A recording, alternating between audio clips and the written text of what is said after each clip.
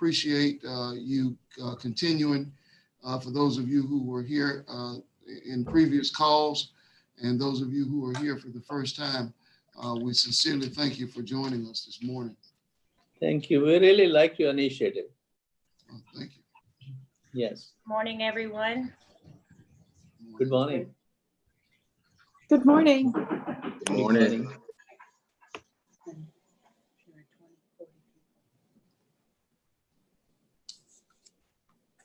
Can you see it? There will be names comes.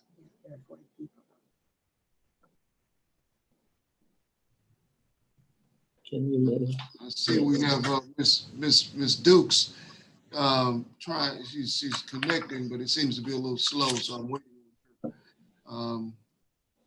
You know, one of the things, and I'll just say this to you all, that has been most interesting to me as the mayor is to have several of my former students as a classroom teacher and administrator join these calls and contribute in a way that is both inspiring and humbling. You know, as time moves on and you prepare to take other steps in life, it's quite refreshing to see folks that you've had a relationship with for many years and engaging in this process. But it's also humbling because you know that your time in service is but so long, you know, and so you got to try to make the most of it, but it's also inspiring to hopefully pave the way for those who will take on my role and others in our community. So we will go ahead and get started. Again, thanks and welcome to everyone for joining us. This morning's session is to focus on our clerical and neighborhoods, and it is an extension of our equity initiative that the city has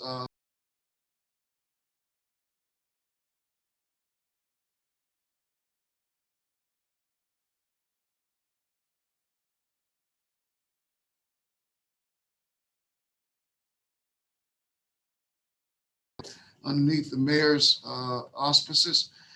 And it has been a great week of sessions. As you know, we have 4 other sessions taking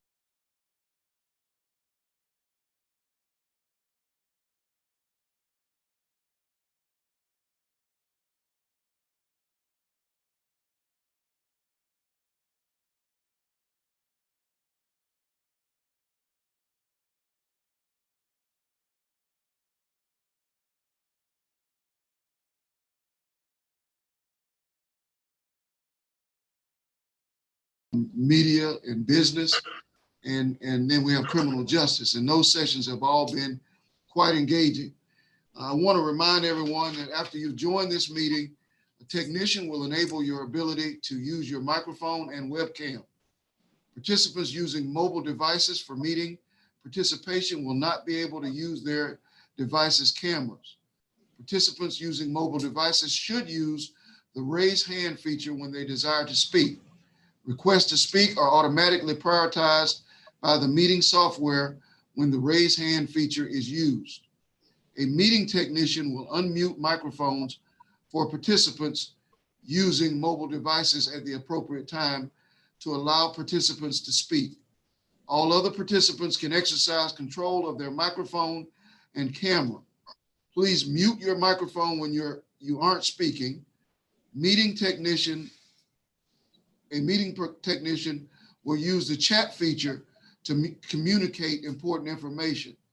Contact us at equityinitiative@codb.us or 386-671-8203 for additional comments. I would say to you all this morning that one of the groups earlier this week, we decided that we would use the hashtag symbol, hashtag Daytona for Equity, in communicating as it relates to this initiative to our community and citizens. about some of the exciting things that we're doing, that we're talking about, the work that we're engaging in, and things that we believe as it relates to equity. So I would encourage everyone to use that hashtag. I also want to encourage you to invite others to join us, because this work will only be as strong as we make it. And then the final thing, I sent out some questions and thoughts for everyone to consider as we move along. It's okay if you haven't seen those or engaged in those, but if you have, that's a good thing. So the final thing, if you look in the chat feature and you click on the chat feature, and when you go down to the right-hand corner, you'll see 3 little dots. I'm going to type a message there. Equity, Daytona for equity.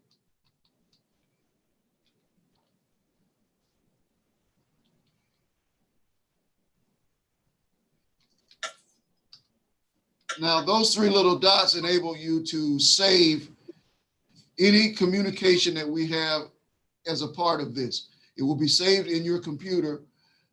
So I encourage you, if you have resources, share them right there in the chat box so people can save them, and we'll be able to use them moving forward.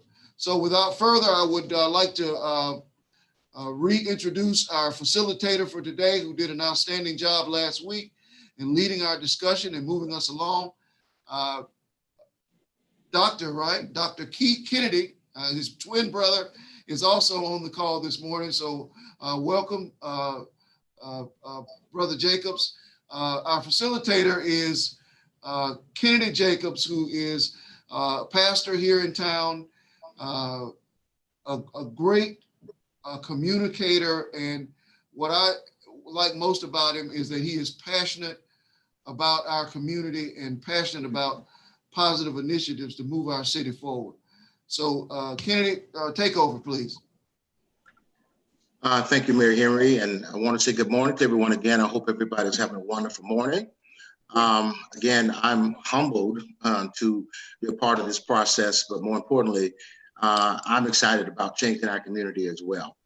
For those who were not on the call on last week, is there anyone that's on today that was not on last week that you would like to introduce yourself? I'm not sure.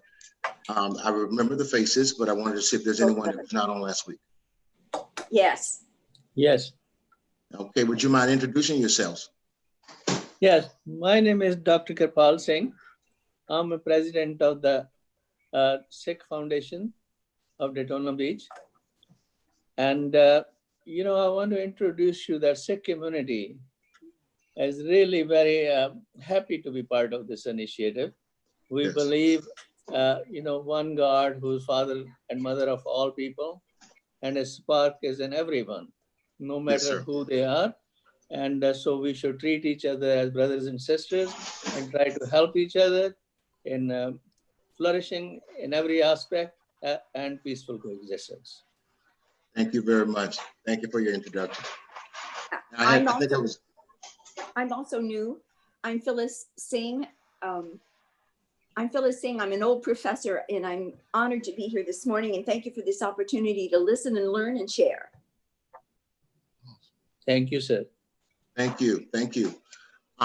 Last week we were trying to find out, as this faith portion of the initiative is to say that we know that we're all diverse backgrounds, diverse cultures, diverse religious preference, but we are assigned to finding a part of this initiative is how does faith impact justice? How does faith impact community collaboration, community unity? How does that work together? And so last week in our discussions and conversation, it was that how can we find the first common core values? And those common core values, many persons mentioned diversity is a common core value that we all need to consider. Diversity, justice, the love for one another was a major component as well. But more importantly, I think that as it relates to outcomes and behaviors and how people feel about one another, I think faith informs that more than anything else. And so I had an opportunity over the last week or 2 weeks to actually think about your comments, to think about the things that you shared, things that were valuable to you and personal to you. So I wanted to say this is such a large scope of work, is that how do we find something that's focusing and something that can really be conducive to all of us being able to bring about an end result. And so, first of all, last week, and I wanted to share this again, that first of all, it says, as a spiritual or a religious community, we had to assess our resources. And that was, we talked about that many of us are influencing congregations.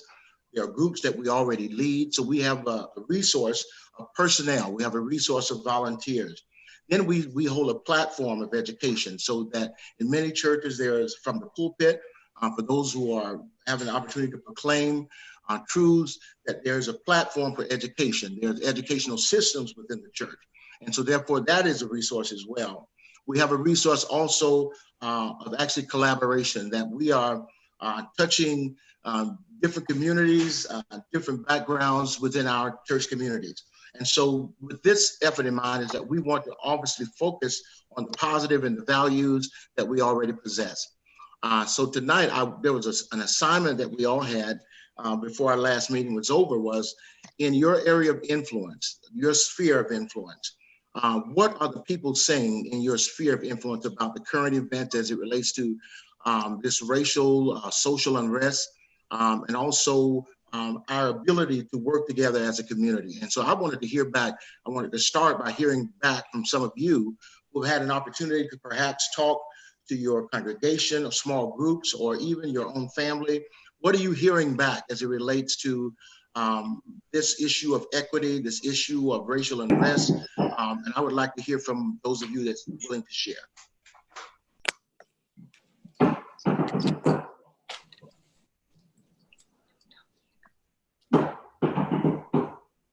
Go ahead.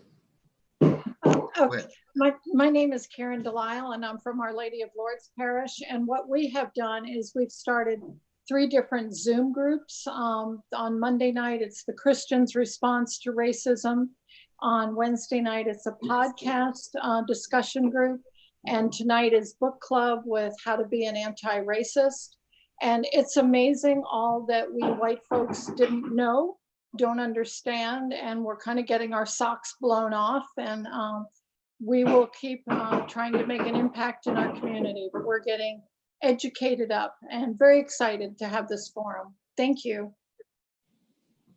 Very good. Thank you, Ms. Karen. Very nice. Okay, Dr. Fouquet.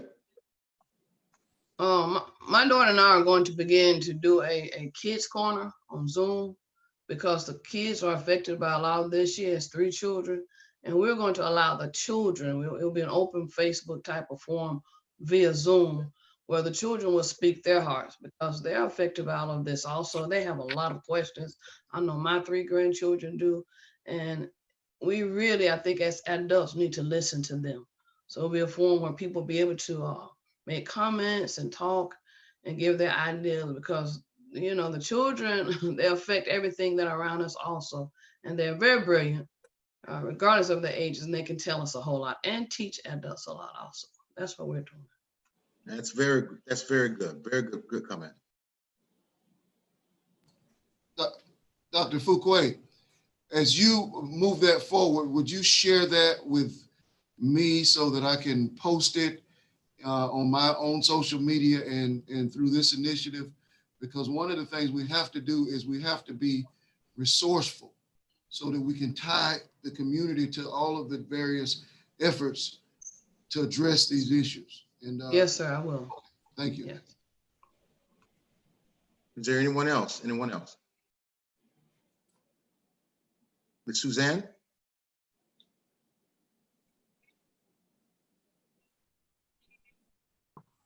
Okay, am I on now? You are on now. Okay. I also belong to Our Lady of Lourdes, and at our dinner church meeting on Monday, we had 10 in attendance. And the question was, when did you become aware of somebody of another race or somebody that spoke a different language? And it was amazing. Several of them, not until their late teens, did they, you know, have any contact with anybody other than the white race? I myself had contact with African Americans, but our issue was the Native Americans from the reservation, and we weren't allowed to talk to them or to go near them because they might have diseases or bugs. But nonetheless, we lived on land that had been their hunting grounds, and it was a 99-year lease, and they were supposed to get it back. Instead, the government let those with buildings buy it, and we have no idea whether the Native Americans got any of that money. Very interesting. Different diverse perception from a social location where we live, our lived experiences, we all impact one another differently. But that's good. Thank you, Ms. Suzanne. I appreciate it very much. Is there anyone else? Yeah, I like to share an experience. Yes, sir. You know, Phyllis and I have been in this community for last 20 years. You know, I ran into Father Phil many times.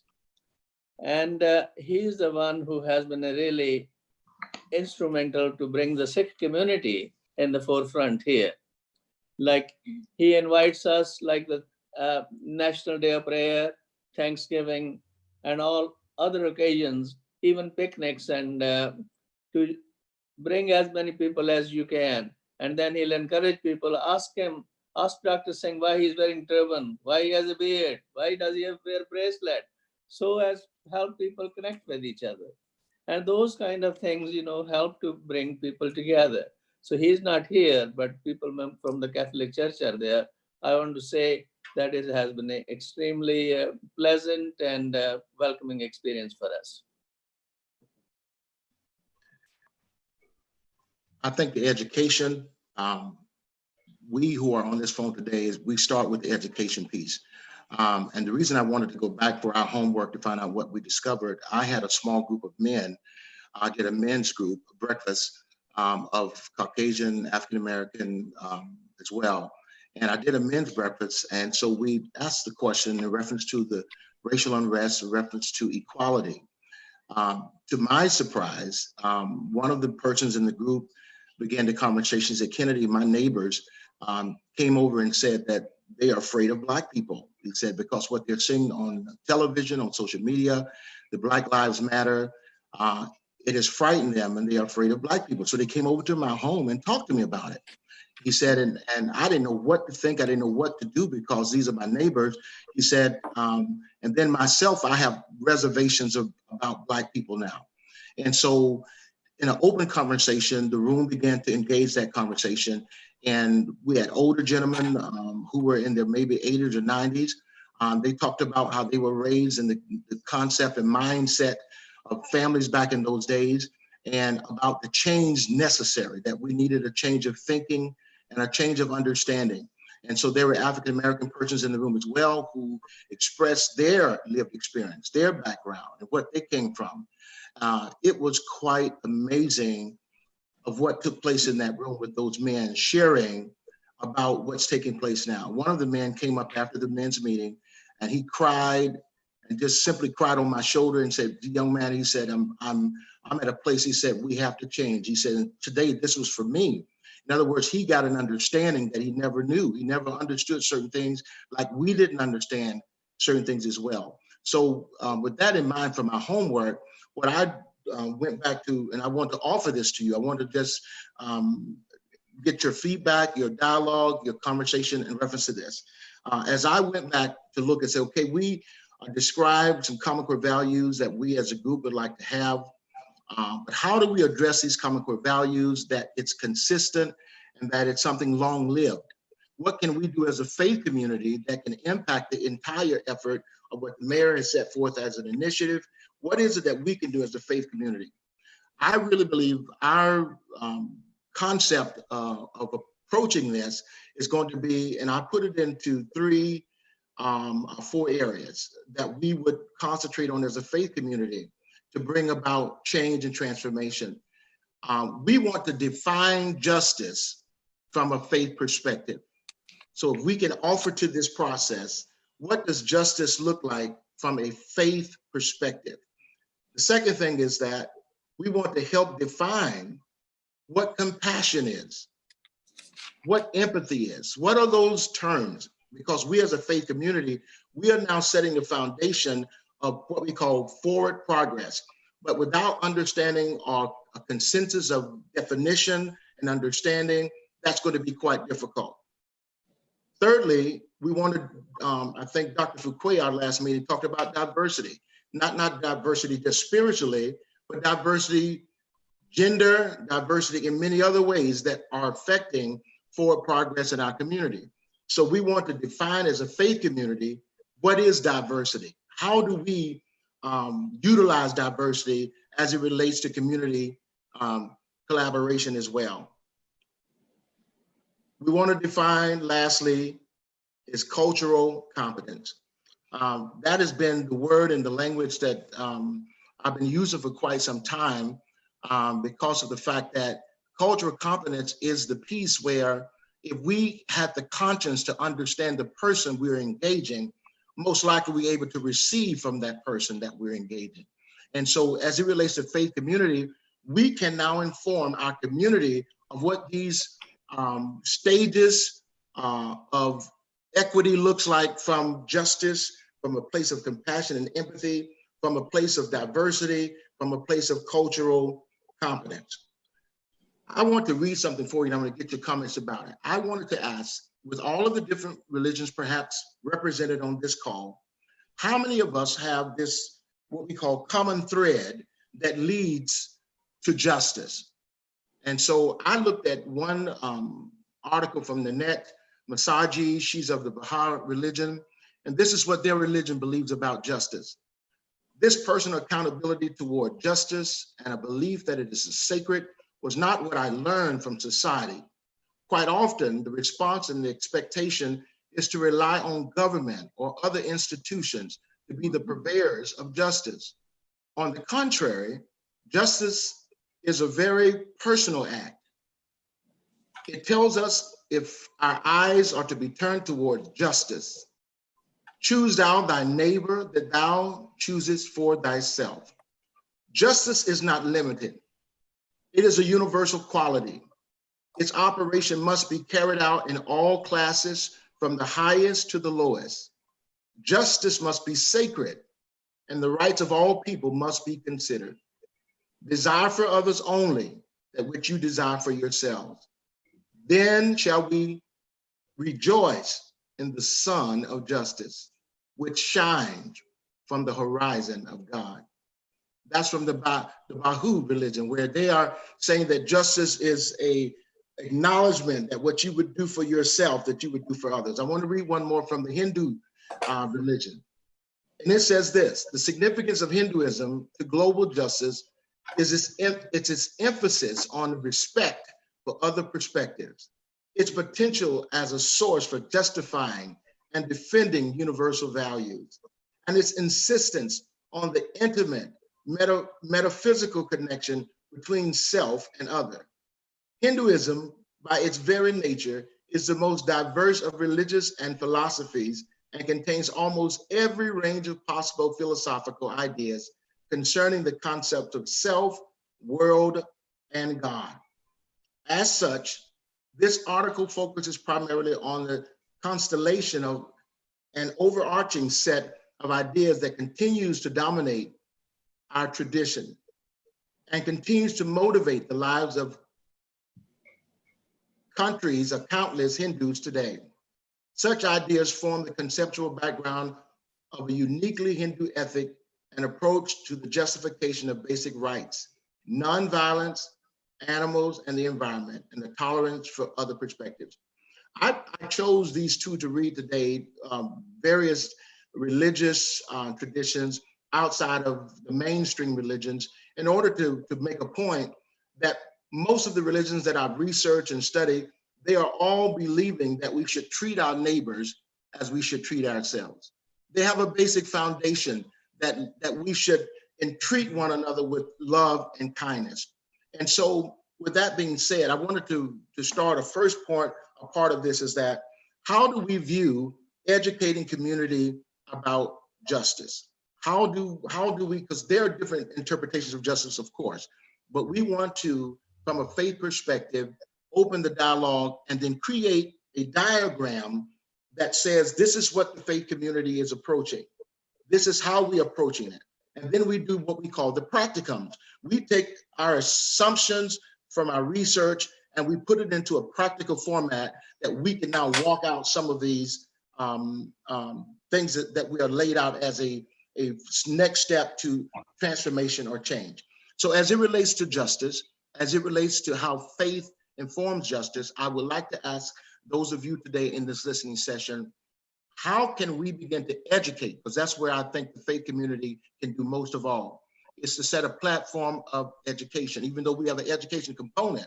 But from a faith perspective, we're now saying that there is a perhaps universal, perhaps there's a spiritual perspective that we as humanity have embraced to help impact and change community.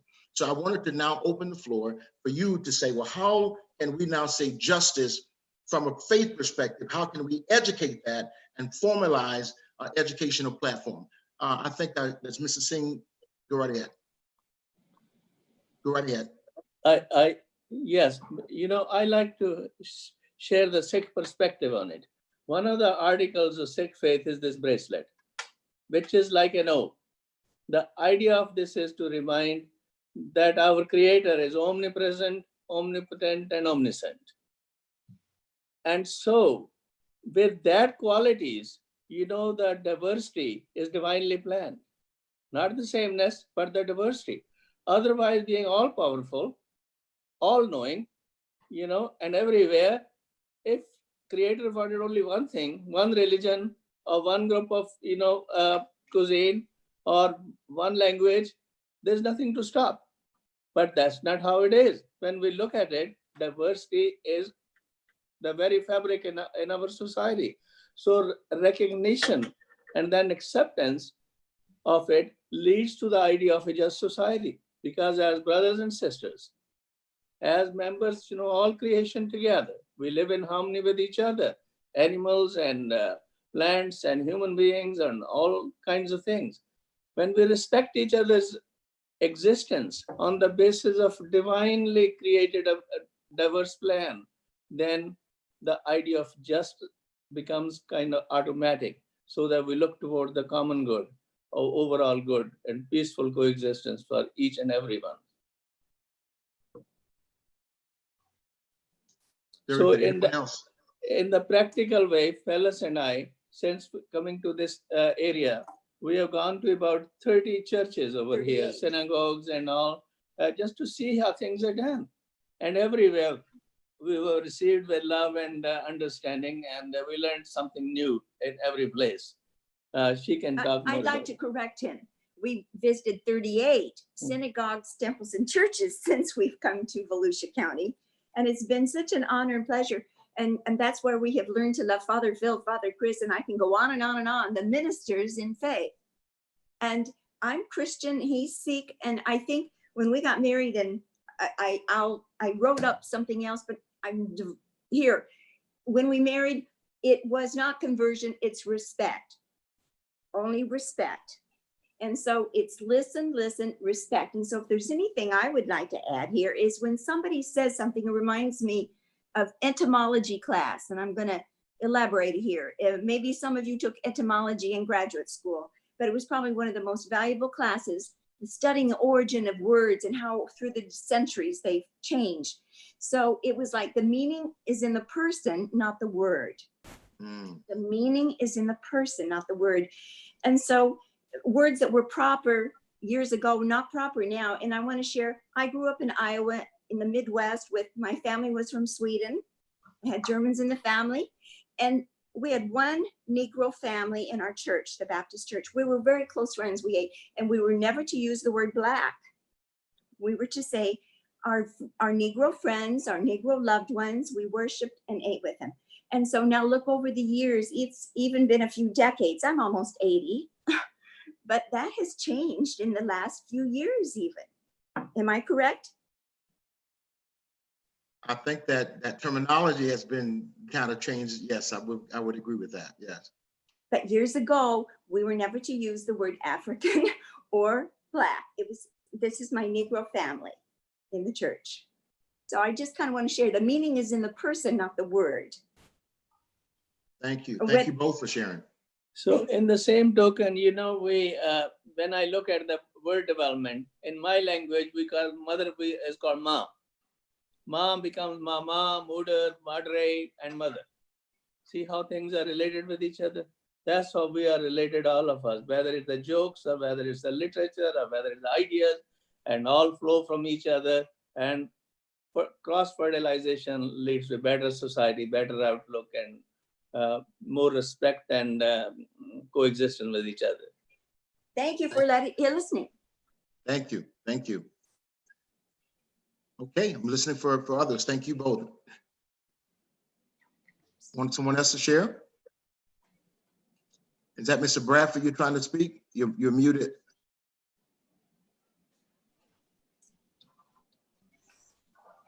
Mr. Bradford, I think you're muted.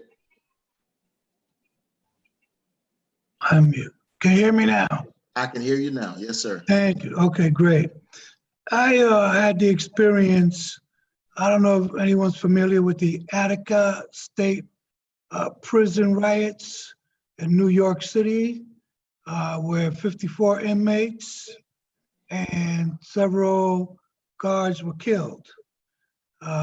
This was due, right, to religion and race. And so I was a community chaplain, and I was sent to present a new program.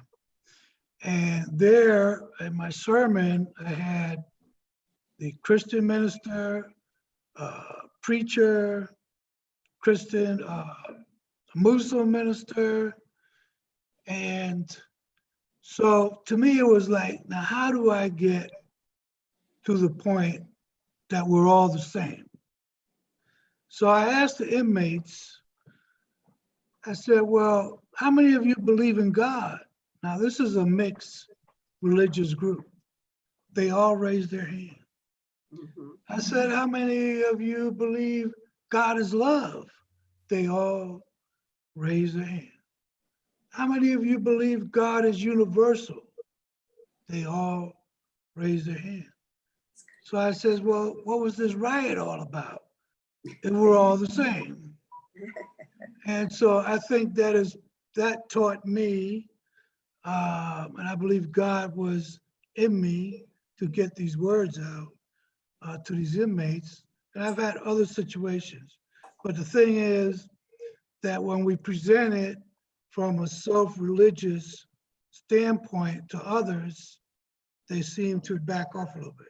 But when you present God and religion as one, as love, universe, we're all God's children, then people are much more open to having the discussion, whether it be race or religion.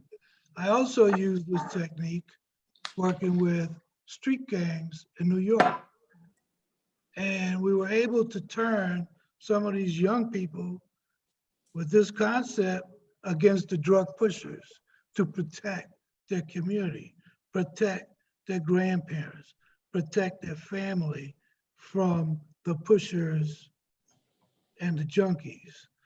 So I think, to wrap it up, I think when we open up beyond ourselves and beyond the religion and just open up to love and God, we'll make a lot of more headway in getting the message over. That was excellent. Thank you. Ms. Karen, did you wave your hand? Oh, okay. Quite interesting, Mr. Bradford. I would like to just make this point.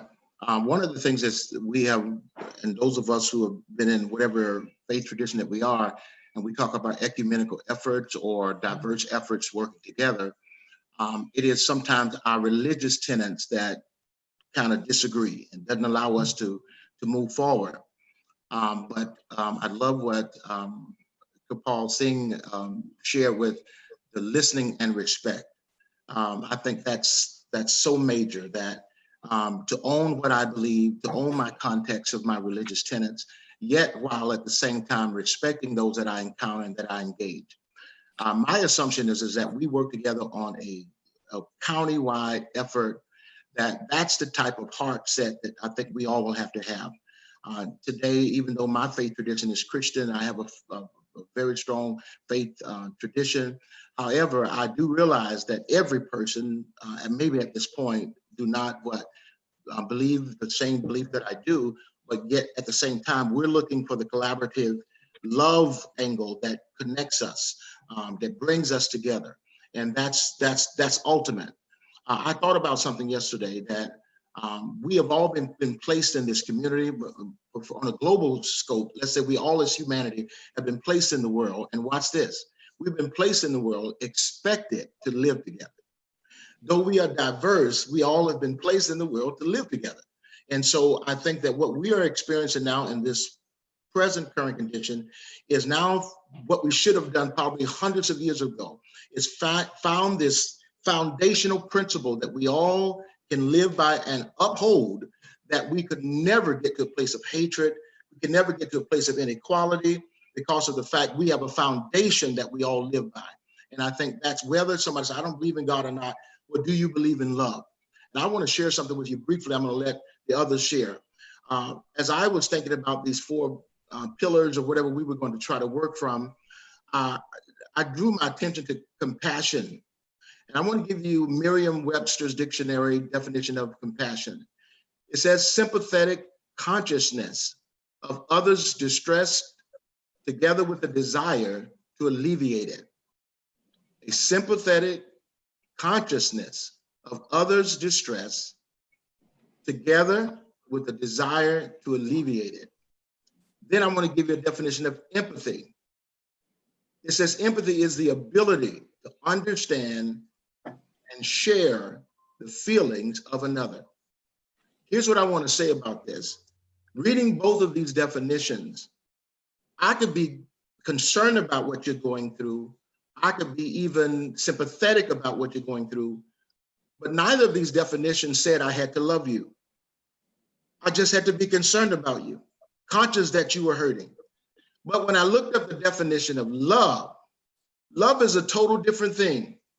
Love says that you have a deep affection toward another.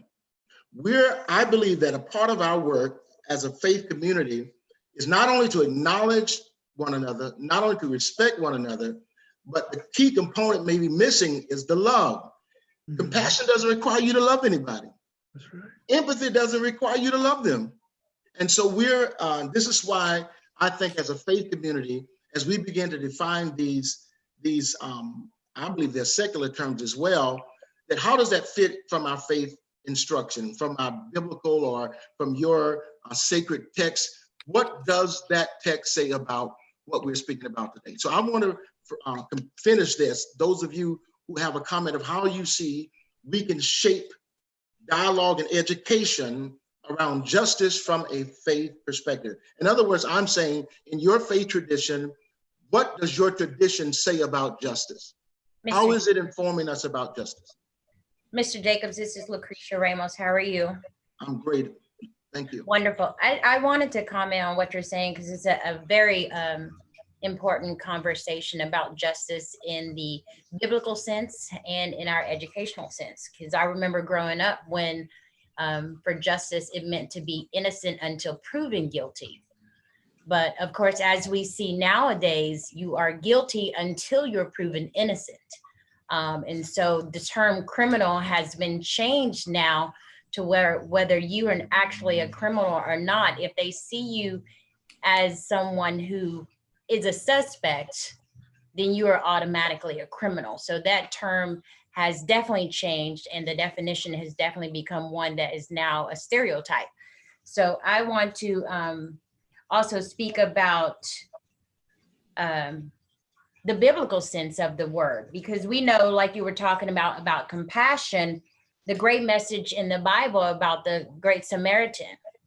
how many people walked by this man, how many people shunned him, because we don't know if it could have been his skin color, because he was dirty, because he was hurt.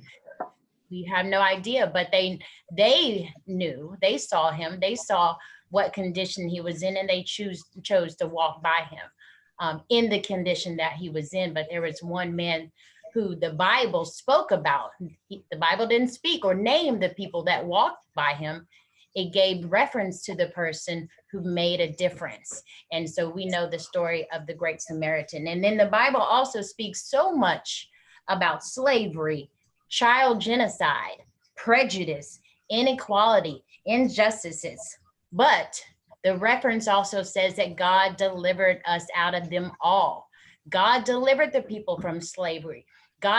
Jesus himself was a child who was expected to be killed. How many people were killed in the time that they were looking for Jesus? Or babies, I will say. How many babies were killed while they were looking for Jesus? So we have to understand the Bible teaches this.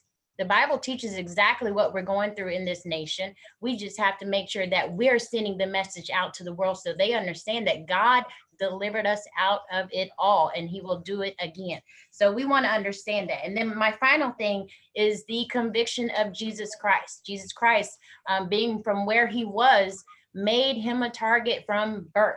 And then his assignment made him even more of a criminal in their eyes, because he was coming to go against tradition. He was coming to not uphold the law, but to kind of go against the law, what they knew as the law, because he didn't do what they wanted him to do on the Sabbath. And by all means, he healed on the Sabbath.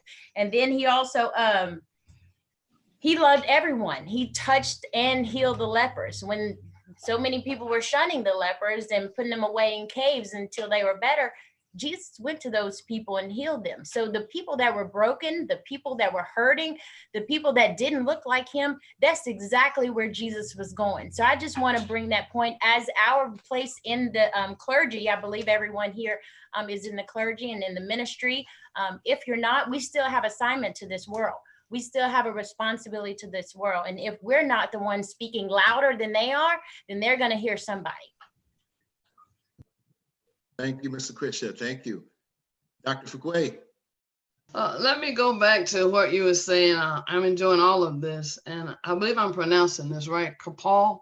I want to piggyback on that also. You talked about love, and that's a common ground, and we have to get this common ground of love. It will have to come from all of us as faith leaders. Our parishioners will do what we do, just like that. They will. So Kapal was saying that they visited different churches. That is a very uncommon thing in this region. And that's a major problem with faith groups. If all of us can get to that part right there and be okay, because along with love is the word relationship. And that's what I teach a lot about. We cannot really love right until there's relationship right. How do we get relationship? It goes back to what they said. Find out about me. See how I worship. Be okay with what I do and be willing to come and be a part of it. I thought about the woman at the well. We all know this story. That was a common place. It was a common place to come to Jacob's well. So Jesus met her there. Where can we meet at a common place? In each other's houses, in each other's sanctuaries, in each other's places of worship. And let's come there. This is a common place. We already know that common ground that we have is that love that you mentioned, that universal love. So can we get there together and say, okay, I'm going over here to visit this place of worship, and will you go with me? We have influence. As leaders, as pastors, we have a lot of influence. The people trust our words. So if we go and just let this be one of the first efforts, let's go over. I would love to come and visit a different type of denomination, in which I do. I've gone to all places, but this is not a common thing for this region. Are we willing to make this change? This is where justice can begin, right there. Let's go step into a different ground, see how other people articulate their messages and how they communicate to their God. And be okay with the difference. and learn something from it. I recall when I went into the mosque.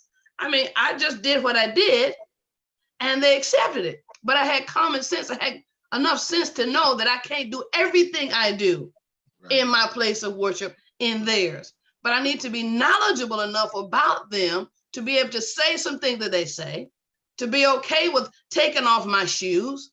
And it's not taking away anything from my belief, but just get some knowledge then. So they schooled me on why they take off the shoes. It makes a lot of sense to me. They schooled me on why they lie down prostrate. It makes sense to me. And it makes sense why we do what we do. If we just get this thing called relationship together, justice will fall in place. And guess what? The sheep will follow us. And we will see a big conglomeration of love expressed, and the community will be like, wow, this is what faith should be about. Amen. This is God. Well, Dr. Fuqua, Ms. Karen, just a minute, I'm gonna get you Ms. Karen next. I wanted to just speak on the fact of where you said submitting ourselves to be educated by others. I think that that's where we can lead the way. Where we see groups outside of faith, whether it be community leaders, whether it be government, whether it be different political parties, that is what the piece I think that we can add and we can offer, is that teaching how to subject ourselves in order to learn what others are thinking, what others are doing, that we may be able to engage relationship in a more constructive way rather than a divisive way. So I appreciate that comment that you had. Ms. Karen, I'm sorry, go right ahead. Yes, we are taught that in Nehemiah, he said, what do you need to do? You need to love God, show mercy, and do justice. And so over the last few years, I have learned so much and always been so welcomed, whether it's going to the Martin Luther King weekend commemoration, all the different events there, and also Juneteenth and Watch Night and the Muslim Community Days. And maybe if we could establish a program where we had those kind of things, where people did come together to listen and learn more, I think a lot of, our anxiety about such things, would be reduced. But I've always been welcomed wherever I've gone, and just love it. Thank you. Anyone else? May I speak, please? Yes, you may. I'm Phyllis Singh, yes. We'd like to reinforce that the 38 synagogues and temples and churches we visited, I think out of 38, probably 38 were very welcoming. Surprised to see him with a turban. And it was kind of curious, but we had tea with them or coffee, or they would invite us for their breakfast afterwards or meals. We sat down at a table shared, and one at the Coptic church in Daytona Beach, they even asked us to speak 5 minutes apiece to about 500 people, which surprised us, but we were honored. And so I think what has been said already, I wish there would be pulpit exchange. Now I'm not going to use the word Negro, but that's what I grew up with, which was respectful and proper. So whatever, if you say Black, but we would love to have, but pulpit exchange. And then special events, we go to each other's events. Well, when this COVID's all over, and fundraisers, and it gives us a chance, break bread together with other churches, other congregations.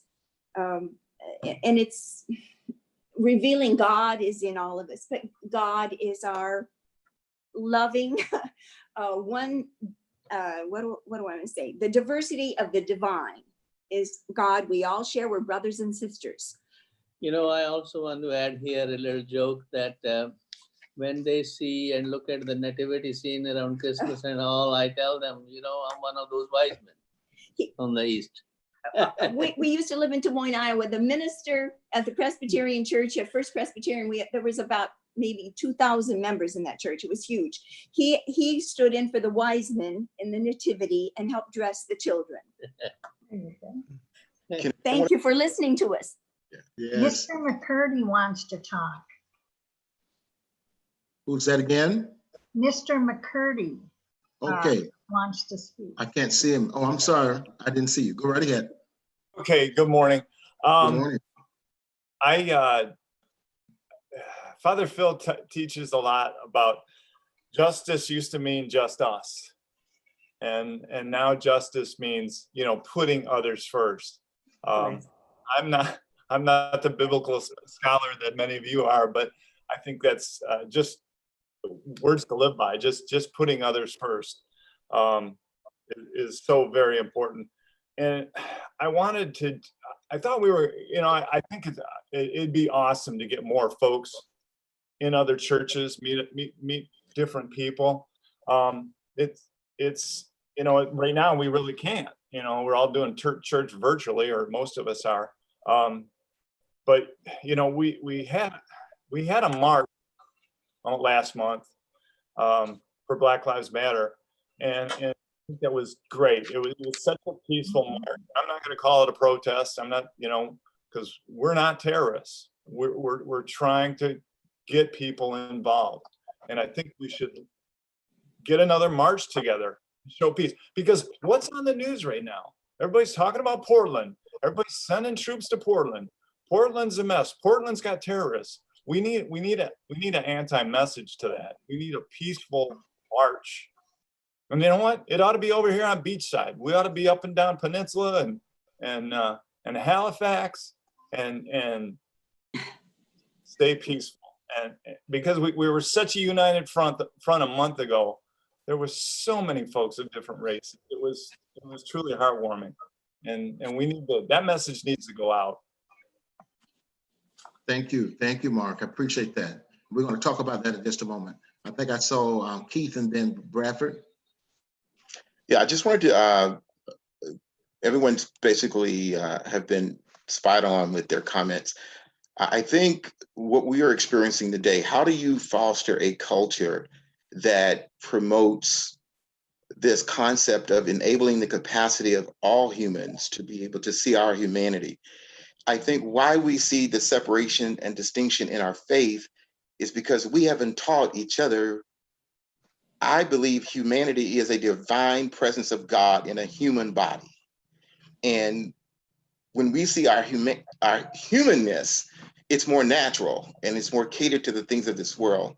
But our humanity, if practiced, manifests the divine presence. So when Miss Ramos was saying about the Samaritan, right?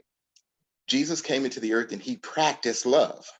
And love, practice, transformed not only the lives of everyone he touched, but ultimately a world. And so I believe that as a community, imagine a culture by which we are building the capacities of all communities, even through our faith assemblies, to be able to build their capacity to practice love.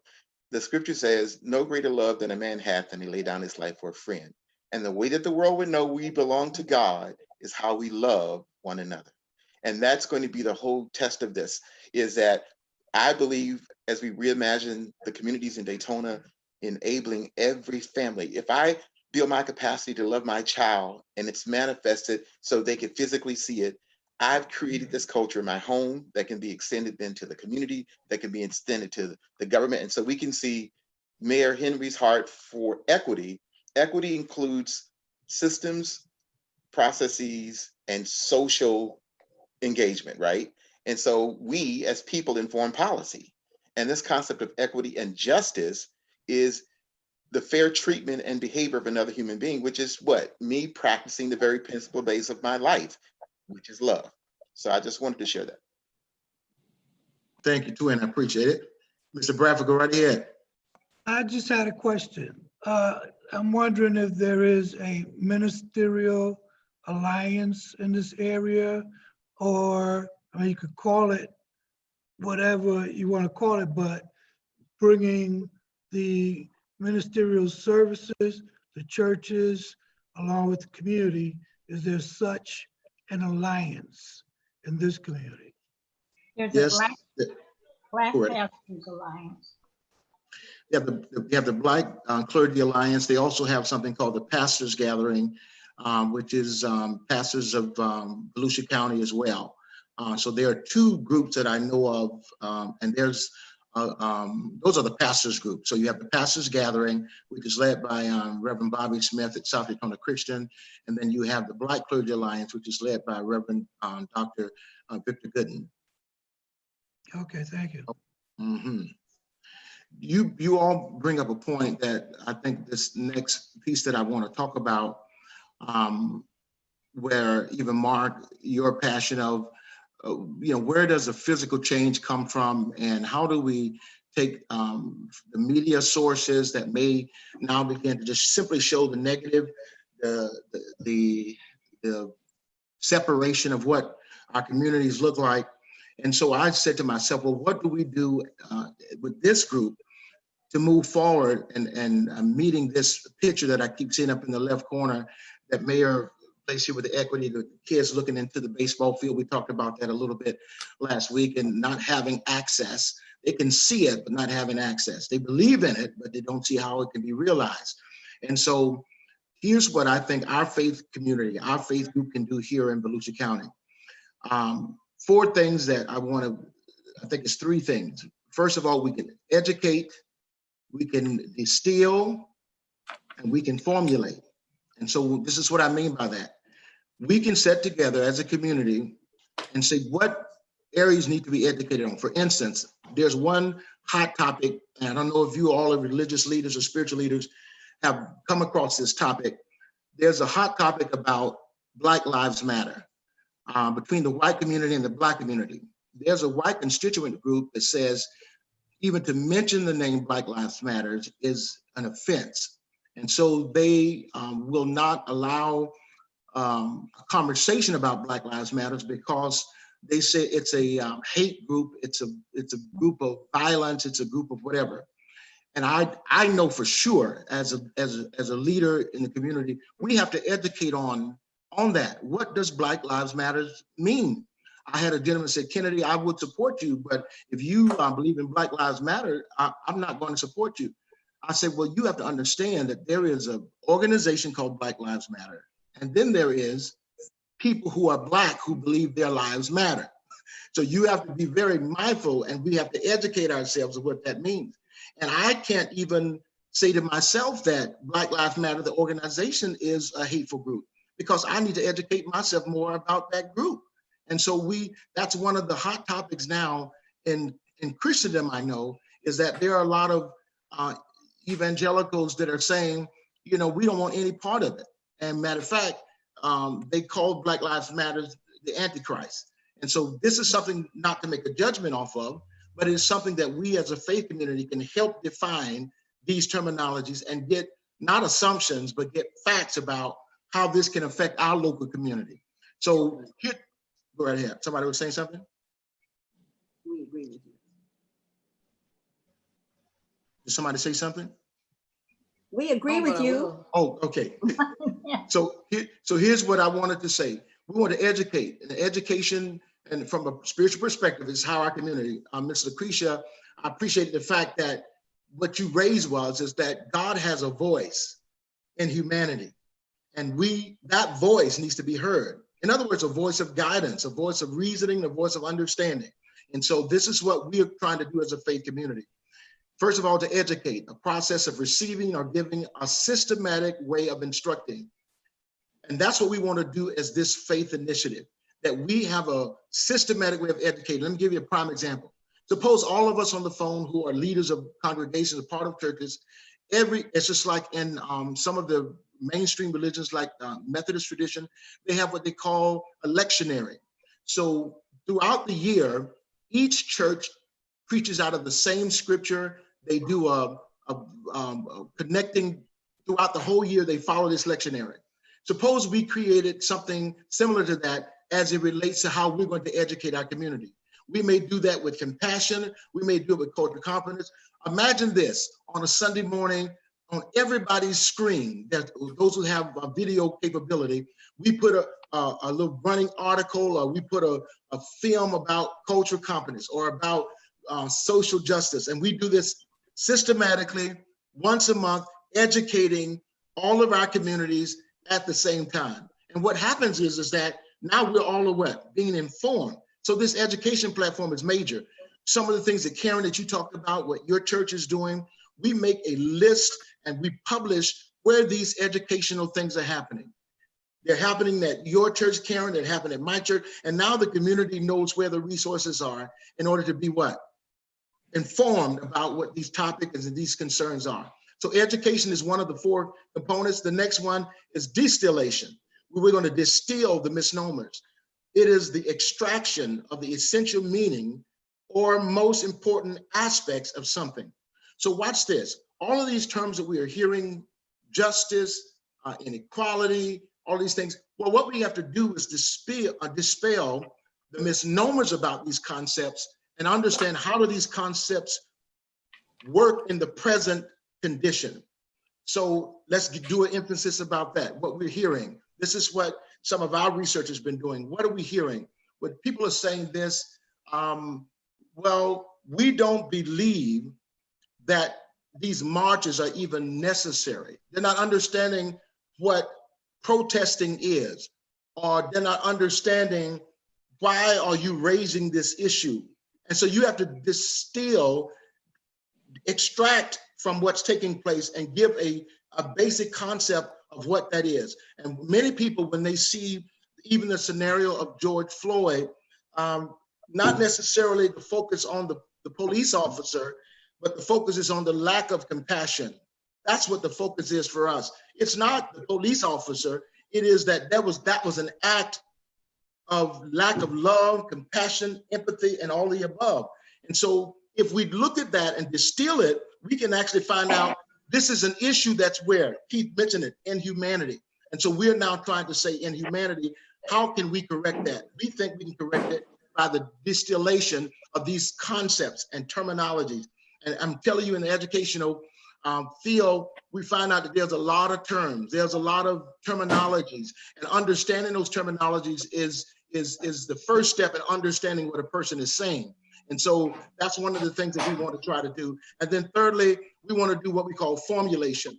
After we define, that means that all of us, and I'm going to show you how we can do this, that once we do the research about finding out terms and terminologies, when we begin to talk about research about what others are saying and bringing that into the mix, then we can formulate our own action and devise something that we create as a platform of transformation from faith perspectives. And I think that some of you begin to mention those, Kennedy, whoever mentioned about exposing ourselves to other congregations, to other what we call styles of worship, religious tenets, understanding what those tenets are. And I'm gonna share this briefly, then I'm gonna let you, somebody else share on these 3 components that we just shared. Many years ago, I used to travel with the music group that I had for 18 years. We traveled all over the country and some out of the country. We were traveling in Indiana one day, and the bus we were on was getting ready to run hot. I see a little white church that was way off in the distance, looked like a church like a house on the prairie. And I told the bus driver, I said, take the bus over near that church so we can cool the bus down and we can sit there. So he gets off of the highway, we go some miles and found that little white church. We pull in the parking lot of that little white church, not thinking anybody was there. And all of a sudden, some old Caucasian ladies came outside. They said, who are you? And I told her who we were, where we were from. Well, guess what? They were having a youth Saturday cookout. And so I said to the lady, since we have to sit here, I have a choir on the bus. Would you mind if we come inside and sing? She said, oh my goodness, bring them inside, bring them inside. And so we all went inside. And can I tell you all something? That was the most powerful spiritual experience we ever had. These kids came and embraced us and we loved on them. Watch this, we had a barbecue meal with people we never knew, strangers. Guess why? Because it was the act of love and engagement in that love. And that lady gave up, had an open heart to receive us. We had an open heart to do what? To bless and to be a blessing to them. And so this is what I think that we can do as a faith community. And many of you have mentioned it, that we start creating those opportunities of what? Engagement. And I was a part of some of those community engagements here in Daytona, where we did, like you said, the pastors, the National Day of Prayer. We used to do it at the racetrack. We used to do things with the Black Clergy Alliance within the Black community. They did, a matter of fact, a United Summer Bible School, I think it was called. And so we've done those things before, but now we have to do them with an intentional purpose of educating about our religious beliefs, our common core values, and where we're going to go as a community. So I wanted to say those three things is how I want to formulate a structure or infrastructure of how we can begin to move forward. That we create a small team that focuses on the education component. In other words, they will find the educational materials. Dr. Durham was on the phone, I think our last meeting, talked about a book that he wrote to enlighten and give insight about the African-American experience, journey, and history. We can get the person in the education subcommittee, that person now designs all of those tools, educational tools that are available for us to learn about culture, learn about past experiences. Here's another dilemma I think we as a faith community have to address. There are people who suggest we should not look at the past. And here's the next statement that comes after that. God is not a God for Black people. God is a God for all people. So God doesn't see color. So we as a faith community have to get around that. We have to educate that. And we have to do what? Place an education around, even though God, watch this, even though God doesn't see colors, humans see colors. So we have to now take our spiritual formation and then begin to do what? Inform our behavior toward one another in this human body. So though God doesn't see colors, we surely do. And in our past, it is what? It is evident that our ability to deal with different cultures have been somewhat an issue, and if not, sometimes just a horrific experience of us being able to deal with it. So I wanted to say those are three areas that I wanted to deal with. And I see a hand up, Mrs. Singh, I believe. Phyllis, yes. Yes, I'm sorry, Phyllis. God does not see color. I lived in Guatemala for a short time on a mission. And when I was there, there was a parade. Jesus was very short and Black represented. I was in Finland and Sweden, and Jesus was very blonde and light. And we loved your story of your choir going in, but we are so in agreement with these. So thank you, thank you. I like to add, one of the places I lived was Utica in one of my job placements. Yeah. And they used to have city-sponsored cultural nights. Those cultural nights were, this is a Ukrainian night, this Indian night, this is, Indonesian night, like that, throughout the summer. And that used to draw a lot of people, share food and share the culture and music. And music and all that brought people together. Once people start mingling with each other, the barriers, whether it's a caste-induced or color-induced, they start melting away and going down. And that's one of our suggestions. Thank you. Thank you. Anyone else? Miss Suzanne, go right ahead. Long ago, we used to have what we called dialogues. They always have to have a fancy word for whatever you're doing. One of the dialogues might be between those who are born and raised here and those of us who came late to the party. Another subject that was brought up by, and I can't remember her name, the woman from United Way, and Robin King and Primrose and Teresa Rand, was that if I go into your neighborhood, I won't get the same answers that somebody that lives in that neighborhood gets. So the idea was to go 2 or 3 people and ask the questions and have a dialogue so that we get honest responses on both sides and understand one another better. We also talked about young people who we were trying to give a better life to, quote, quote. And Robin had been very excited because one young lady was so involved and so excited about her new life till she went home. And her family said, "What, do you think you're better than us?"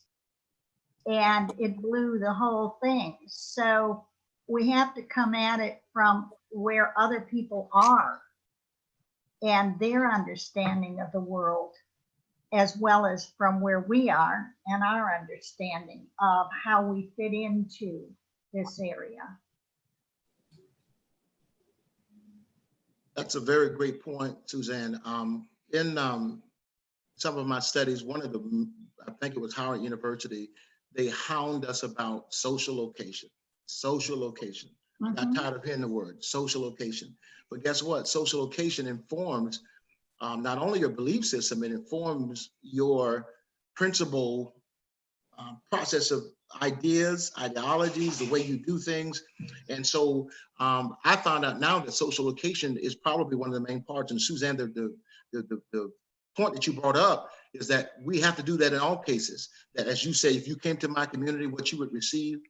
My experience of investigating this work some years ago, I think 10, 15 years ago, I went, as I shared with you guys, that one of the Caucasian pastors up in Ormond, he and I intentionally did that, where I went to learn why they do the things they do. When we go to dinner, the conversation that we had, I tell you, it was a tough conversation, but it was a real one. To really trust your family with another family that is not of you and you don't know them. So I had to expose my children. I exposed my wife. I exposed my grandmother. I exposed my mother, that we all went through this learning experience together. My grandmother said, "Who is that you're bringing over here?" I said, "This is a friend of mine. This is a friend of mine. His name is Ken." And all of my brothers, Keith will tell you, all of my brothers had a chance to meet him. I have 9 brothers and 1 sister. And I introduced this pastor to every one of them. And what we did, we went and played basketball together. We ate dinner together. Matter of fact, we traveled together. And so what we had to learn to do, and guess what, as a Black man, let me be transparent to you. I had to get a new understanding of Kennedy. This man is not white. This is a man who loves you. And now you have to get to understand how to trust the love in him, that you know how to love. And that's what we're trying to say as a faith community. I had to understand that a person who is, and I told you the difference between compassion and empathy and love, right? Just because you feel sorry for someone doesn't mean that you can walk with them, that you can love them. And so that's what I think we're seeing that in our secular society today. Everybody's now on media. "Oh, we're so sorry. Oh, we got empathy, but I don't love you enough to do anything about it. I don't love you enough to come in to do this, or you to come into my world and me to come into your world. I don't love you that much, but I do have compassion for you." So we are learning that as human beings. My learning curve was I had to learn it. And let me tell you what happened, and we're going to move on. This particular pastor came to a point that they reassigned him to a new church in another area. He called me on the phone to tell me that he was leaving, and we could not say goodbye to each other. We could not say goodbye, and tears came out. I said, "God, what in the world? What am I crying for?" He said, "Kennedy, because you found a friend." He said, "That's the love that Jesus showed to you." He said, "You found a friend." He said, "And that's what friends are." And so we pray that today, even on this call, that's what we are. We are friends. Dr. Fouquet talked about the inability of churches to get together anymore like we used to. That's where it starts, that we become friends. And that if you call me on the phone, we're not 24-hour readily available for each other. We know that. We're busy people. But more importantly, but doesn't stop us from loving one another. And so I wanted to end with not end the conversation, but I wanted to end this to say is that love is that component. When I was reading the other night and saw that compassion and empathy is not necessarily love, it blew me away. That I can feel sorry for you, but it doesn't mean that I love you. And that was amazing to me. Go right ahead. Mr. Cabral, I'm sorry. I like to add one thing over here. You know that true love means to bringing about reforms as we grow. And that growth requires that we not only ask for rights, this is my right, that's my right, we also need to talk about the responsibilities. Whenever there's a disconnect between the responsibility and the rights, then it becomes a mocking situation. Because this is the responsibilities which lead to the generation of rights. It's not the other way around. The rights come from the responsibilities. Like we are free people. Our freedom is within a context. Where I start hurting somebody, then that means I need to withdraw. Because other person is also free. To protect my freedom, I need to protect other person's freedom too. So that's where the responsibility goes. along with just the right to have such certain things. So we need to talk more and more about it, how we can connect the rights and responsibilities together in our churches and in our social and home conversation. Thank you. Thank you for that. I want to talk about some next steps because I want to leave some room at the end for Mayor to share an input. I was asking myself, well, what do we do from this point in order to actually begin to realize some type of change or input that we're putting that's helping the overall objective of the mayor's initiative as well. So what I would like to do is that we, with some of our other small groups that I work with, something matter of fact, my twin brother introduced me to a platform called Asana. Asana is a management platform where we can input our work, our progress, that each one of you can view it without having to call 1,000 people. You can go into Asana, you can view, you can put in your comments. If you found educational stuff or documents, you can actually upload it as a part of an assignment of what you're doing. But it's a management tool that I have been using now with some small groups, and it has been a life changer. Because what happens is that, Kennedy, did you call the person, or what did you find out about the research you were doing? Well, they don't have to call me. They can go into Asana themselves, pull up where my name is and what I put in, detail, click on it and read it. You can communicate back to each of you by the same source, that you can talk back to one another and what you want to do. So that's one of the things I wanted to find out. And if someone on the call has a different management system that you're familiar with, that you can possibly do the same thing, then let me know that as well. But my point is that to go forward, we need a management system that can manage the ideas and manage the things that we want to do to move forward. So that being said, is there anybody that have experience with any other management tool you think you could use, or somebody has experience with Asana? Okay. Well, if not, then what I would attempt to do is to set something up in Asana, and that in that Asana, we're going to set up the structure. In other words, I'm going to set up in 4 areas, 4 project areas is what you're going to see. One is the education, as I shared with you, that we're going to get the person, a small committee that will talk about the education that we're going to do. And we can take 3 things in education. 3 things in education that are important. I think the first of all is that in education, we need to inform what this thing is about, what's needed, which is love, compassion, empathy, right? We're going to put that as a part of our educational objective. The other part of our educational objective is to dispel or distill terms. And that means Black Lives Matter. It means whatever term that's being used now in the present, equality, inequality. What are those terms? What are those terminologies that we as a faith community can help distill those maybe perhaps misnomers or misinformed definitions? So that's another thing that education can do. And then the third thing that education can do, education, like I think it was Dr. Fouquet talked about the kids program that she has, that being able to start with early childhood learning about these concepts of love, compassion, family, community, whatever, that education is that we have, as a faith community, focus on children to actually engage them in this process of community transformation. The second thing after education was the distillation of these things. And so what I would like to do is to put a committee together. It's almost like you're gathering what is being said in our community. We know that there's a global voice, so we can take the global understanding, but what is our local community? What is Volusia County saying? What the mayor's initiative is that he's talking to constituents all over the county. But here's what's happening. Do we realize, do we know the voice of those constituents? What are they saying within our own county? Then what we can do, obviously on a national platform, later on, we'll be able to have something to offer to a national platform. But I think our research, our attention and focus is how do we impact Volusia County on the largest scale?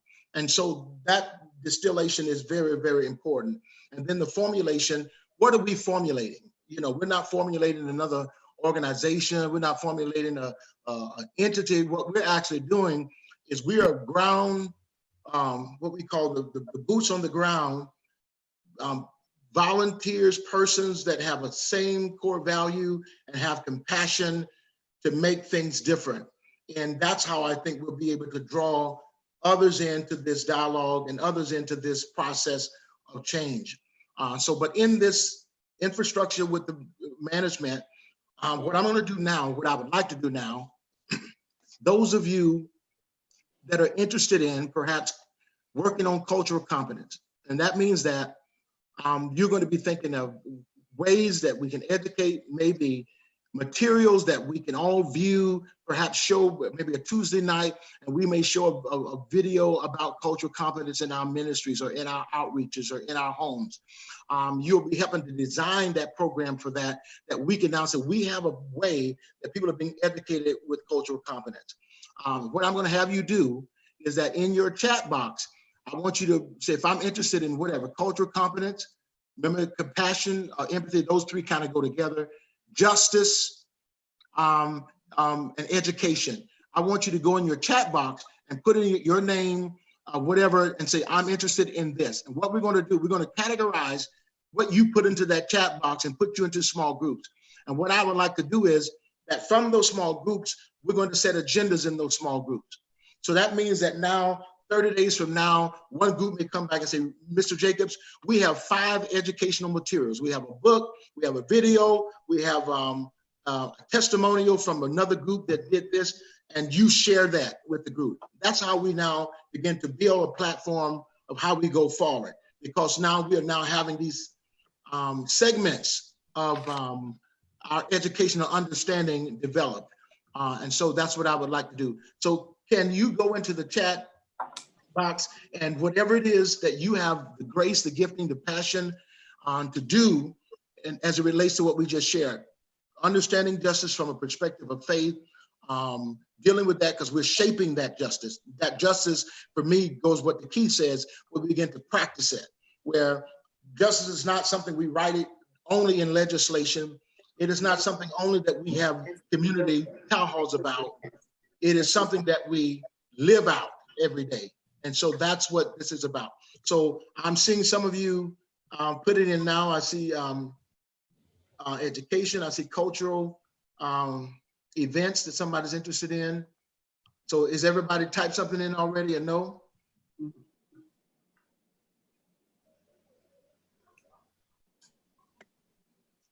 And I'm not saying that you gotta be put to work. So if your friend will put more work on you, no. I want to know what you're interested in, so we know how to go about doing this. Can I say to you today that obviously that you being on this call today says that you're committed to your cause. So that's not the question. We're not asking that.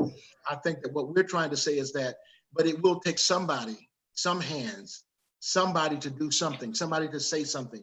Lucretia, I go back to what you said. We have to have a voice and speak loudly. And so that comes with all of us playing a part. Okay. Somebody is supporting voting rights at this time.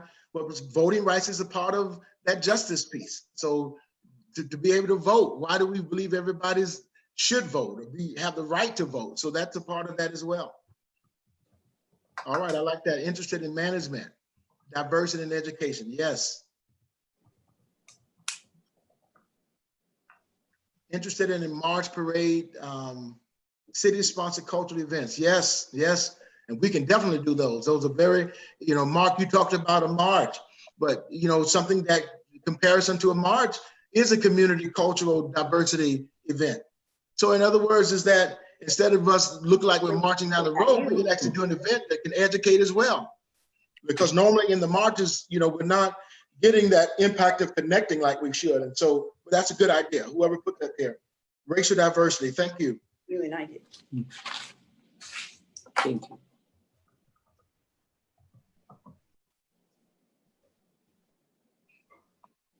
I like that, unity in my community. Whoever you said they designed a shirt. Well, listen, here's what, okay. Mr. Jacobs, can I intersect? Yes, you may. I just want to remind everyone that's on the call, because this is not a city sponsored, and I think Mr. Henry can kind of confirm this, that any funds that we need to raise would have to be us going out into the community, raising ourselves. The city does not have the funds to endorse anything that we're going to do outside of this event, if that's correct, Mr. Henry. But I believe that we need to raise funds for anything that we decide to do on this forum. That is correct, because this is an initiative that, from my perspective, is to be given to the community, and it comes from my office. And it's not one that I want to be financially taxing to the taxpayers, but I want it to be organic and something that we embrace. And most of what we do should not cost money, even when you say something like, you know, a city, he says city-sponsored cultural. I think even something like that is not really a matter of real money. It's just trying to bring us together. And Right. some of what you are discussing and have interest in are things that I have an idea for that I would like to do. Like, I've always had this idea of doing a longest table dinner, a community dinner. It brings everybody together from all of our neighborhoods, and brings us together to eat and break bread with people from different neighborhoods and just talk to one another. So, but do not, yeah, she is correct in saying that I would like to keep it out of the sphere of city government for several reasons. Also, because I don't want us to be under the control of that either. Right, But, right. Okay, so. Thank you. Now, I don't know if anyone on the call knows any hotel managers or something like that, where they have a conference room where we can make that happen, Mr. Henry. Because I believe the scope of what everyone is saying today, that would absolutely fall into putting into action some of the things that we're saying, you know, having all of the people from different organizations all sit at dinner and break bread together, and just showing that we're one common unity. You know, we have one goal. So I think that would be a beautiful thing to do, Mr. Henry. Well, from my perspective, it is, but I'm personally and still in COVID mode and will remain there until things are much different. And this is something that I have had on my personal horizon to do as a community mayoral initiative, where it's a longest table dinner. And once, you know, I really want to do it once the park is redone. And once that is redone, but that doesn't mean that we have to wait because there are ways for us as a group to come together. And I'm not trying to, you know, and everything doesn't have to be done according to my time frame. This doesn't belong to me. So if you take on ideas and you want to find a way to do it, let's do it. But I will still come back to us and bring that to the held. Be brief. In. Thank you. So with some of these things that you've written here was good. Mrs. Dukes, can you hear me? She probably had to sign off. She was signing off at 11:30. Oh, she wanted to say something, so I'm sorry. Oh, I didn't say her name. Can you hear Mrs. Dukes? Do I write from? Benitra. You're muted. You're muted, Mrs. Dukes. She's gone. She's gone? Here? Yeah. I don't get it. Okay. All right. So with just a few minutes left, I want to get comments from any comments or suggestions or words that any of our listeners or wanted to share, and then we're going to turn it back into the hands of Mayor Henry as well. So I wanted to hear final comments or things that you want to share.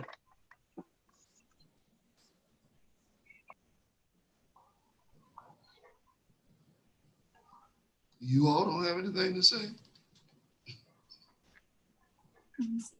Sorry, I do have something to say, but I'm actually waiting for Benitra to reply back to me, because if she had something to say, I wanted to make sure her voice was heard. We go to the same church. We're ministers at the same church, New Heart Ministries in Daytona Beach. So I know she has a humongous platform, so I would definitely wanted to make her voice heard, but I know we have a convocation via Facebook and YouTube. So let's just a little bit talking about joining each other's ministries. If you are on Facebook or YouTube, we would love for you to either share the convocation that's on Facebook. We're just getting the word out, just sharing. And the same for you guys. If you guys have activities or church events that are going on in the area, please let's find each other on Facebook, YouTube, social media, and share each other's information. I would love to share. I would definitely give you guys the area in which to be able to share that. And so you're just saying, what else I would love to help promote on my radio show. I don't know if you guys know this, but I can type. Benitra, sorry, Mr. Singh, sorry, you guys are on, not on mute. I apologize. Just want to make sure everyone heard. Benitra has a talk show on 106.3. And so she said that any way that she can help and share with others, please send her information. And again, she is at New Heart Ministries. She's on 106.3 on the radio. So if you have anything you want to share or promote, please get the message to her. Thank you so much. Thank you. Is there anyone else? Well, wait. I want to talk. Okay, just a minute. Oh, yes, talk. Oh, Yeah, damn it. I like. Hello. Go right ahead. Yeah, I like to say first, it's very commendable that we met together and talked about different ideas. I think compassion is the key no matter what. But we can talk about compassion. The only way it flows is by interacting, mingling with each other, listening to each other. And any events, whether it's bringing the bread together, games or dances or any other kind of activities, whichever makes us to interact with each other, it leads to understanding and listening to each other, and then it helps to generate compassion and continue and implement in other aspects of life. Thank you. Thank you. Is that the last? Go right ahead, Mr. Bradford. Yeah, I'd like to go back to the story that I initially shared with you. Yes, sir. Inmates that were rioting. Turn it off. When I asked them, do you believe in God? They raised their hand. Do you believe that we're all God's children? They raised their hand. Do you believe that God is universal? They raised their hand. And so we're all part of God. So it's not in the words. A lot of people use compassion or justice or this and that. If it doesn't lead back to the practice of loving, for example, if you see a homeless person, get them something to eat. That is the act. So those are the kind of things that I would like to see the group also be able to formulate actions that demonstrate the love. Thank you very much to all of you today for taking the time out. I'm going to get ready to turn this over to Mayor Henry. There is one thing that I have been working on for some time, for about 5 or 6 months, that I want to at least inform you about as a part of the educational piece. We've designed a program called the African American Family Summit. We were scheduled to do this on the 31st through the 1st of August, but due to the pandemic, we postponed the dates to November 5, 6, and 7. This summit was set to try to bring about education to not only the families within the community, but also, just as we are on the phone today, how do we help families develop that we can change community? So I wanted to let you know about that. But next Friday, the 31st, we decided still to do a virtual panel with families, as well as with some of the professionals in some of the career fields of economics, dealing with the health determinants as well. So you may be able to find that on Facebook on next Friday, one at 12 noon and one at 6 p.m. At African American Family Institute on Facebook. You'll be able to look it up then. I haven't published it yet, but you'll see it by the weekend. But I wanted just to leave with that. And without any further ado, Mayor, thank you again for the opportunity to have served today. And I wanted to place it back in your hands, and you can share with us what you desire. Thank you. Thank you. And thanks Thank to you. one and all. Who said amen? Would you go ahead when you get that, Pastor Jacobs, share that with me also so that I can, share it with the group. One of the things I do want you all to be apprised of is that we are working on building our resources. So if you have resources that you want us to add to the website for the Mayor's Equity Initiative, we want that to be a place where people can go to be exposed to information. And again, I'm not about indoctrinating anyone in any way, but I'm about exposing folks to information so that we can be challenged and pricked and ultimately healed. So I appreciate this, and I want to say how thoroughly things are coming together for this initiative, because we all understand that every issue as it relates to equity belongs in the same pot, and it's all merged together, but we have to break them apart in order to dissect them.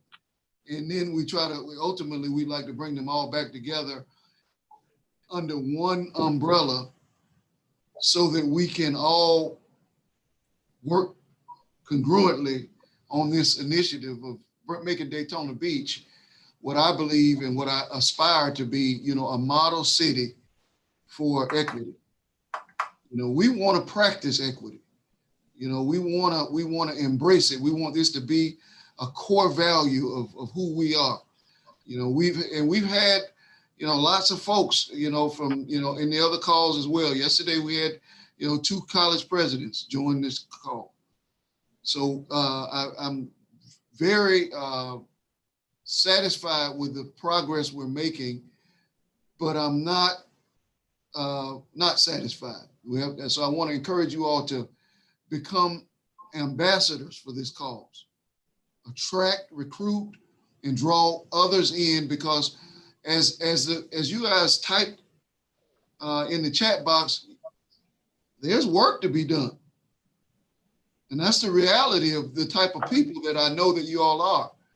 And in order for that work to be done, we have to have, helpers. And there are more of us out there that believe in this cause. We just need to find a way to marry them to what we're doing and let them know, what we're about. So use that hashtag. And the final thing I want to share with you all is that as this comes to light, Pastor Jacobs and his brother, who was on this call, Keith, who are twins, about 2 years ago, these gentlemen met with me and started to discuss with me a platform that Keith and his colleagues have been working on. And I was very excited about the platform when they first announced it and discussed it with me. I wasn't exactly sure how it would tie into my work as mayor, but I knew it was just something that was just awesome. Well, it seems to really be,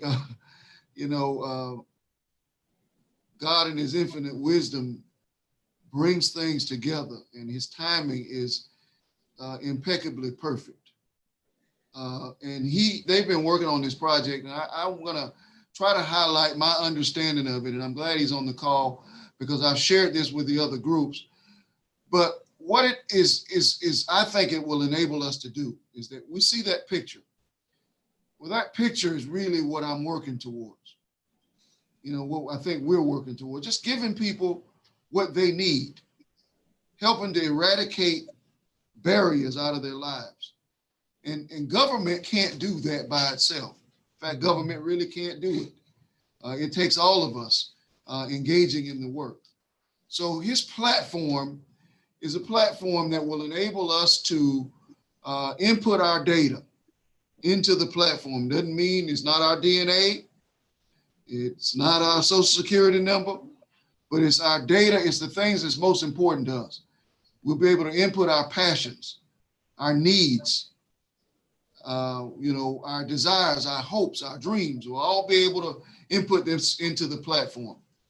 We will also be able to input, from my understanding, into the platform community resources, resources that are in this community.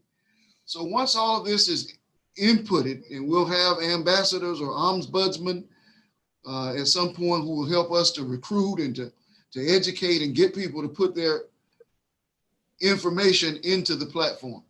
Once that's done, say for example, you'd have a single mother who has 2 kids, who has a dream of becoming LPN or anything else, but it was just say an LPN, who has a son who wants to learn how to play basketball, who's feels that she's a little bit overweight and wants to work out, but she feels insecure about working out in public.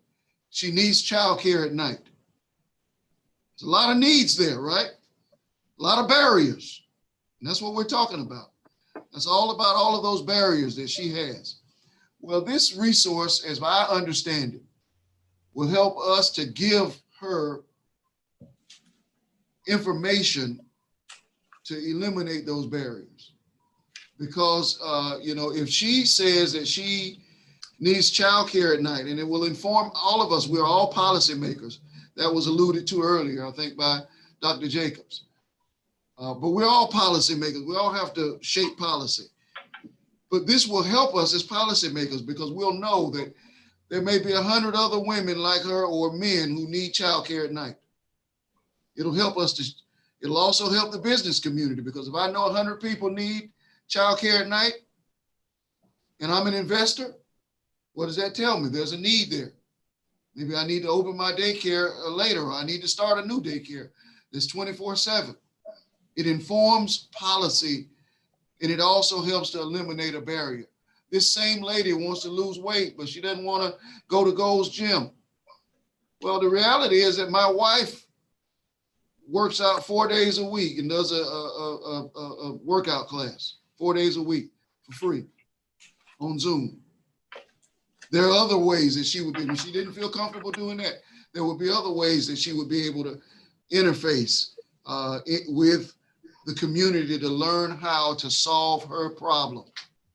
Because at the end of the day, this is all about helping folks to solve their problem. So and her son, the same is true with him as it relates to him wanting to be able to play basketball. We have to be able to tie in the resources that we have so that she will be able to not even leave her home to solve her problems. And a lot of it doesn't cost anybody anything. So Keith, if you're still there and you want to interject in any way how this process might aid our work, or Kennedy, if you'd like to, if he can't, please feel free and correct me if I've gotten anything wrong, because I'm trying to be able to articulate it in a way that resonates. Well, thank you, Mayor. No, you did a phenomenal job. And I think we believe that the practical application of love transforms individual life, community life, and it fosters a culture for equity and the equitable development of all humanity, right? Just not one race, but all. And to Mayor Henry's point, the goal of the platform is to provide, the scripture says, write our visions down, make them plain upon tables, that those that read them can run with you in faith. And it's really a tool by which everyone on this platform today can map their vision for their community and for their lives. And you are de-identified, so it doesn't identify you. But the goal is going to enable us to put into practice, as Mr. Bradford said, how we implement love in these environments. And watch this, the system allows us to document what interventions work to produce the impact and outcome that we saw love produce. And so we'll be able to share this not only with other communities in Daytona, but around the world, where when a mother is ready to give up and she feels like there is no hope, we can show another mother in a different community in Daytona who's already accomplished that desired outcome with those same barriers. So it's really a toolkit to empower every person to actualize the best of their humanity. And it also, there's one for you, the individual, the family, the community action team, which is what we are, and then for organizations. And so as we're collaborating in all the activities you guys listed in this chat box will be a part of your community action plan. And we could teach another community action group, okay, this is what we've done in education. These are the outcomes that it produced. This might work for your community. And literally be able to replicate this across faith assembly, across church groups, across every sector of our society. So we've been working on this 15 to 20 years. We've been to over 200 communities around the United States, and we saw the exact same thing. The community did not have the empowerment tool to be able to manifest and to, most importantly, aggregate all of these collective efforts.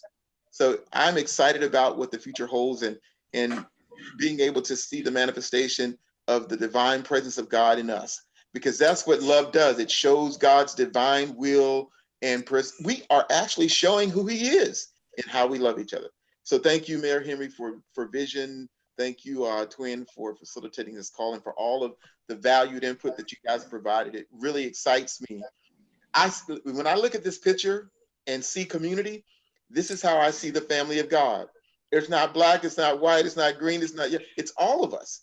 And so I'm truly excited. So thank you so much.